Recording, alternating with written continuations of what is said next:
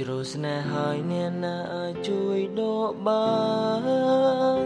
ស្នេហ៍ក៏លៀនទាំងមិនបានត្រៀមខ្លួនឈឺថ្ងៃនេះអូនមកបង្ហើបឲ្យលឺគេម្នាក់នោះឈឺហើយក៏ជាមនុស្សអូនស្នេហ៍ស្ទើរឈួតចិត្តមិនធ្លាប់នឹកគិតដល់សងមនុស្សខ្ញុំស្មងបែរជាមានអ្នកផ្សេងក្បែរ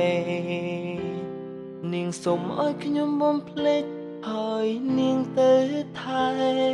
ព្រោះមនុស្សនាងស្នេហ៍កំពុងឈឺចាប់ខ្លាចគេឈឺតែមិនខ្លាចបងទឹកភ្នែកមិនញ